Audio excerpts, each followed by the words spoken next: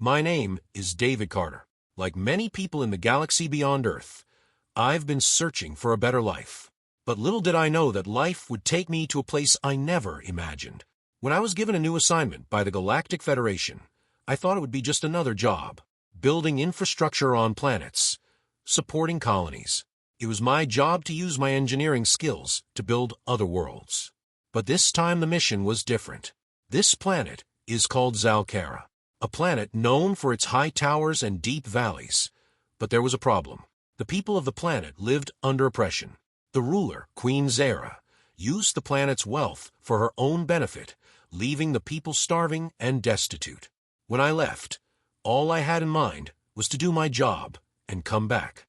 It was not my place to deal with riots and political strife.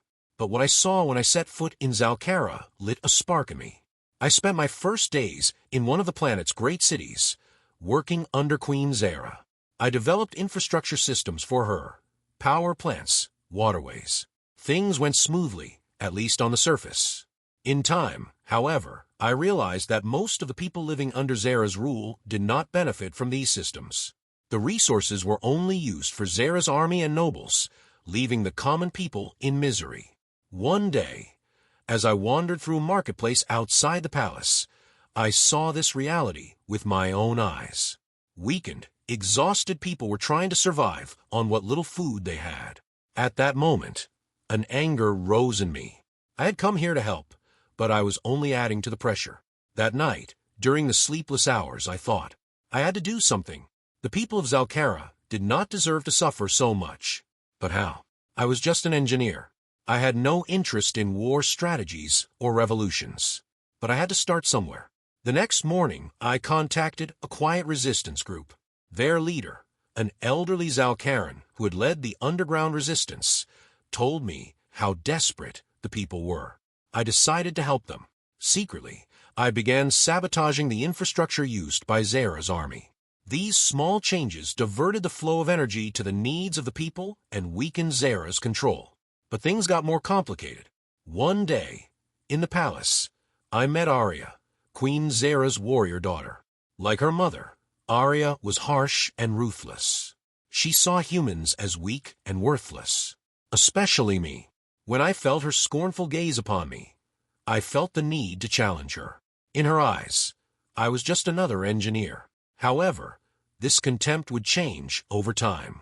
When Arya invited me to one of the palace's strategic meetings, I thought it was just a joke. But when I attended the meeting, things changed. Queen Zara was looking for ways to exert more pressure. Arya was working on a plan, a new system to use the planet's energy more efficiently.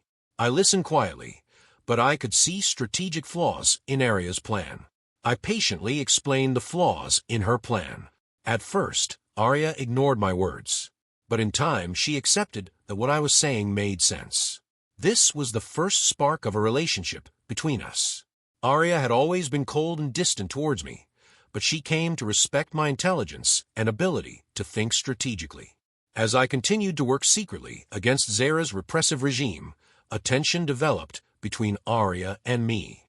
This tension contained both hostility and deep curiosity. I began to understand her. She too was part of a repressive system, but her loyalty to her mother was paramount. Yet I sensed that she did not like the cruelty her mother inflicted on her. As the days went by, I began to attract more and more attention from both Zara and Arya.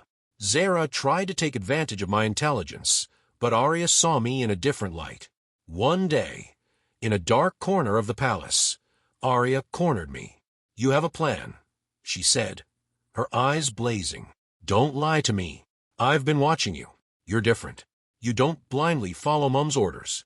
My words caught in my throat, but I could not remain silent in the face of the questioning look in Arya's eyes. "Your people are suffering, Arya," I said, "and you know it." Arya's expression hardened, but there was hesitation in her eyes. "I must follow in my mother's footsteps," she whispered. "But sometimes I wonder if what she did was right." It was then that I realized that Arya was not just a fighter. She had a conflict inside her. I could help her. Maybe together we could bring down this oppressive regime.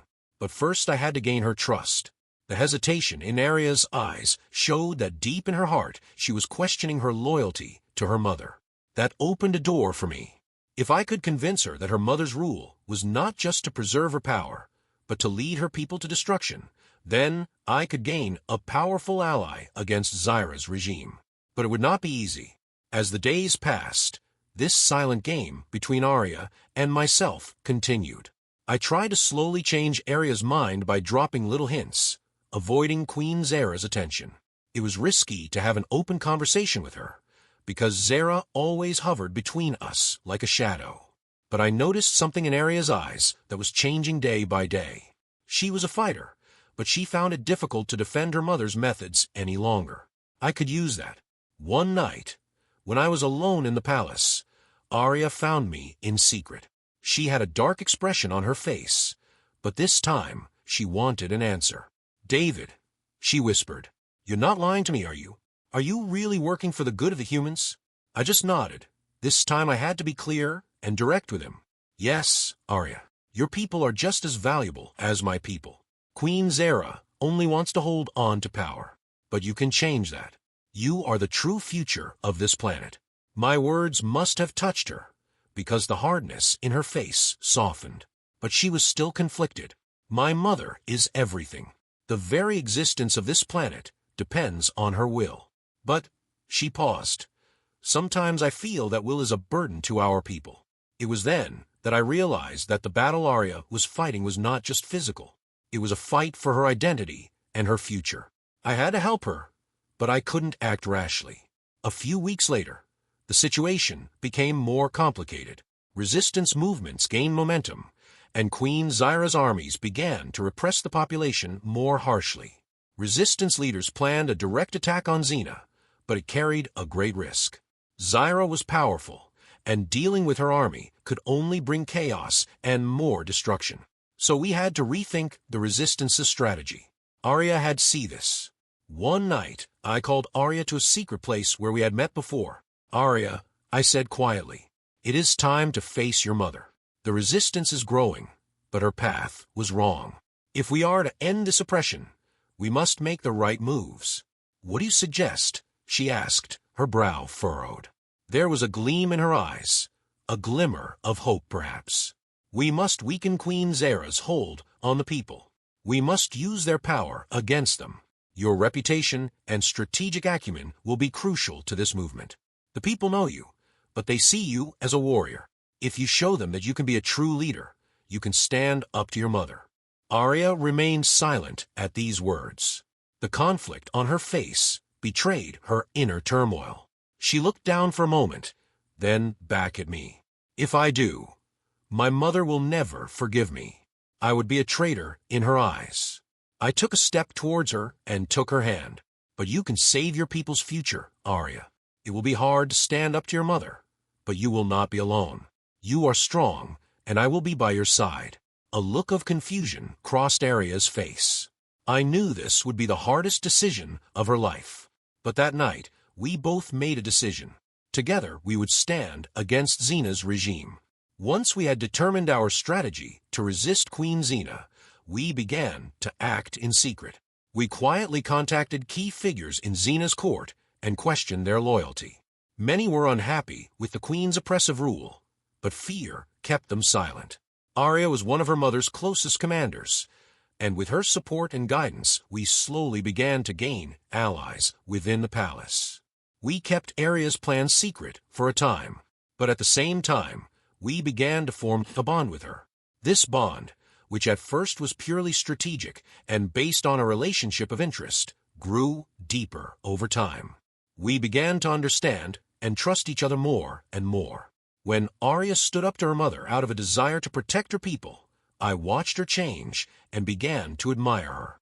Beneath her tough and cold exterior was a brave and fragile heart. One night, Arya and I met in a secret passageway of the palace. That day, Arya had gone over the final details of our plan against her mother's armies. But as we looked at each other in silence at the end of the conversation, the tension between us changed. It was no longer just a strategic partnership. We were experiencing a moment of mixed emotions. Arya took a deep breath, and looked away from me. David, you trusted me to overthrow my mother, and I carried the burden, but I don't know what I mean to you. Arya, I whispered, we started this war together, but it wasn't just for the freedom of your people. I walked a path with you, and the more I get to know you, the more I want to walk it with you. After my words, the silence between us deepened. At that moment, Arya took a step towards me, and I felt her hands on my shoulders. There were mixed emotions in her eyes, but one thing was clear. There was an attraction between us. And in that moment, in the chaotic environment of the resistance, we found each other. Arya was strong but fragile. I was determined but vulnerable beside her. That night we acknowledged our feelings for each other. We were not only in a war, but also in love. That love made us stronger. It was no longer just a strategic partnership. This bond with Arya would give us the strength and courage to overthrow Xena's regime. But war was coming. Zyra was beginning to realize the rebellion was spreading among the people and was preparing a major offensive to crush the resistance. We had to put our last plan into action. Arya and I planned a massive attack, led by the people. But that would be the beginning of the end. Arya's fight against her mother would not only be a physical battle, but an emotional one as well. And I would be at her side, always supporting her. War was coming. Queen Zyra had gathered her armies, determined to crush the people's rebellion. But we, with Arya's leadership and the strategic plans of the resistance, were ready to end Xena's oppressive regime. The people had finally risen for freedom. But this war was not just a fight for the throne. It was a war for the liberation of millions of people oppressed under Xena's rule. Arya was ready to face her mother. She was no longer just a warrior. She had become the hope of her people. Her strength and leadership would lead the resistance to success. But the biggest battle within Arya was an emotional one against her mother. Zyra was not just a tyrant. She was Arya's mother. But Arya was willing to face this confrontation for the future of her people. The day of the great battle had come. The armies of the resistance marched towards Zyra's heart, her palace. Arya took her place at the front with her fighters. I was at her side, strategizing and coordinating the resistance against Zyra's forces. Deep in her heart, Arya was preparing to see her mother for the last time. I knew how difficult this confrontation would be for her, but the determination in Arya's eyes strengthened my belief that we would end this war. The battlefield echoed with the sound of blood, earth, and metal. Arya led her army skillfully. Zyra's soldiers were stunned, forced to retreat by the strength of the resistance. With each step, Arya was one step closer to overthrowing her mother's regime. Finally, Arya and I reached the center of the palace, Queen Xena's throne room. The room was cold and majestic, lined with sparkling crystal. Xena sat on her throne watching us with a stubborn determination in her eyes. "I never thought you would come this far," Xena said, her voice fierce yet proud. "But I knew my people were weak. I don't need weaklings like you, Arya." Arya took a deep breath and approached her mother. She kept her composure, but this was the most difficult moment of her life. "We will no longer live under your control, Mom," she said. "The people have won their freedom. This war is over." Zyra's eyes flashed with anger, but she recognized Arya's resolve. "You think betraying the people is leadership, but it is weakness. Queens do not show weakness." The bitterness in Arya's voice betrayed the turmoil within her, but she would not back down now. "This is not weakness. This was a choice I made to save my people. You see me as weak, but I saw what you could not. I am their hope, and I, as their leader, will stand up to you." Zyra was silent for a moment, then exhaled heavily and bowed her head. "You overthrew me, Arya, but sitting on this throne will come at a high price. In time, you will learn that power is everything. My rule has kept our people alive, but under your leadership this planet will perish." Arya stood firm despite her mother's words. "No, Mother. This planet will be reborn with the freedom of my people." Zyra rose from her throne and gave her sword to Arya. "Then, take this sword. If you want to overthrow me, do it." This was the last test for Arya. Kill her mother or let her live, and seek a more peaceful solution for her people. Arya's hands trembled, but in the end she dropped her mother's sword instead of picking it up. "I don't have to kill you," she said. "Your time is over. Go in peace. The humans will rule the planet." Zara looked into her daughter's eyes for a moment and saw that Arya had truly changed. Instead of controlling her people by force as a warrior queen, she had managed to reach into their hearts. Xena stepped back in silence. "All right, Arya. These people are in your hands now. But remember, I have always won through strength, and I know that one day you will see that truth." When Zara retreated from the throne room, the battle was over. Arya took a deep breath as she looked at her mother's throne. It was then that she realized the true meaning of her sacrifice for the freedom of her people. She was no longer a warrior, but a leader, and under her leadership, the future of this planet would be one of peace and hope. I stood beside her and watched this great moment unfold. Arya had ushered in a new era. She was not alone in her fight to save her people. This world we were building together was her and her people's victory. As I looked at Arya, I admired her not only as a queen, but as the woman I loved. She was no longer just a leader, but the owner of my heart. And so, as a warrior who had overthrown his queen, and as an engineer sworn to stand by her side, we stepped into a new future together. It was both an end and a beginning,